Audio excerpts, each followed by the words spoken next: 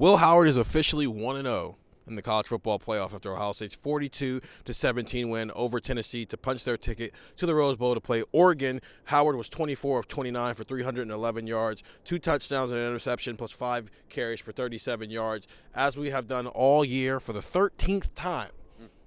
Stefan, what's your grade for Will Howard? I'm going to give him an A+. I think I had said after the Indiana game that felt like his best game as a Buckeye. This topped that. This was not just – we're going to talk a lot, tonight, throughout this week, about the changes of this offense compared to what we saw against Michigan. And honestly, a few games leading up to Michigan, Ryan Day had noted, like, even against Indiana, the offense didn't play particularly clean. They got help from special teams a bit. This game was not just Ohio State getting the ball to their, weapons on the perimeter. Will Howard was making good throws to get it to them. This was not a dink and dunk, hey, just, hand it off to Jeremiah Smith and let him do it. The passes he was making to Jeremiah, I think the first touchdown right there, and that was maybe his best pass of the season. He had that one over the middle of the field at Northwestern, which probably still stands out. But he was dropping some dimes in this game, and specifically with the deep ball, something that we've questioned a lot this year. So this was not just Ohio State having a good game plan and executing it. This was Ohio State having a good game plan with its quarterback playing his best game, and you saw what the result is: 42 points against a pretty good Tennessee defense. It was by far, I think, his best game since he came to Ohio State. I would give that throw over Northwestern just because of the quality opponent in the moment that matters in the situation. Andrew, what's your grade for QB1? A+. I think when you get to this point of the season, every team is good to some degree. I think the first-round games kind of give us a glimpse that there are some teams that are just at a different level. Ohio State is at a different level, but Tennessee's defense is still good. Right? Like we don't have to pretend that, Tennessee came in here and, Tennessee, they weren't actually that good. And we can say that Tennessee was a solid opponent and Ohio State made pretty quick work of them. I thought Will Howard was really aggressive, and I thought he was just pinpoint with his accuracy. The deep ball to Jeremiah over my right shoulder, that was just a great ball. The interception, I don't care. I do not care about that interception. Number one, because you are so aggressive and because you were playing so well, they were up 21-0 at that point. That was the kill shot at that point of the game. Now, obviously, turns out they didn't need any more points after that, but that was the kill shot, and they went for it. And if you're going to throw it up to anybody in this football stadium, let it be number 4 in red or scarlet, whatever. But let it be number 4. Throw him the ball and see what happens. I thought, actually, too, forget the defensive pass interference, which I know some people are watching this screaming about right now. I thought that was a really well-placed ball that just the Tennessee defender made a play on. So I don't care that he threw a pick. I really don't. I understand people will say, oh, well, the interception and blah, blah, blah. No, I don't care. I thought he was awesome from start to finish. I thought this entire offense was awesome from start to finish. And more important, all week we talked about Ohio State's going to let this thing rip. Ohio State's going to throw it all over the yard on them. They handed Will Howard a full loaded plate, and he cleaned his plate. He did everything he had to do with the notion that Ohio State was going to give him a lot to work with, and he gave Ohio State a lot in return. The first drive was 5 plays, 4 throws, 1 unnecessary run, touchdown to close off that drive. I'm going to ask you guys a question before I give my grade, because both of you guys gave him an A+. Do you think he can do this again? Yeah, I think he can. Okay.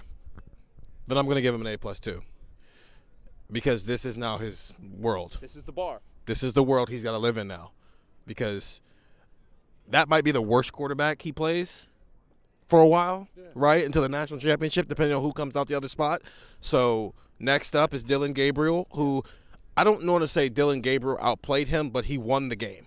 Yeah. So that's fair. Dylan Gabriel didn't make the mistakes that Will Howard did once or twice in that game. It's probably a fair assessment. And then Quinn Ewers is good. Is he a first-round draft pick? I don't know. That's not my job to figure that out. But I know he is good. We did a ranking of the quarterbacks, and both you guys we all made the argument that Dylan's above him. Yeah. You tried to make the argument that Quinn Ewers should be above him. I don't think again, we're not saying that because it was wrong or it's right, but that's the world he's in. These are now top 5 quarterbacks on our rankings list that he is going to be playing going forward. This is the standard. 311 on 24 of 29, 37 rushing yards on 5 attempts. That is your bar. But it's also the bar for Ryan Day and Chip Kelly to put him in a position to do that. The thing I loved about today's passing game, it wasn't just sit back there and let him just throw deep balls all game. It built on itself. It was creative. It was short. It was immediate. It was long. It was sprinkling a little bit run. Short, intermediate, long, short. It was all, as you said, full plate. All entrees, baby. All of them. Steak and chicken.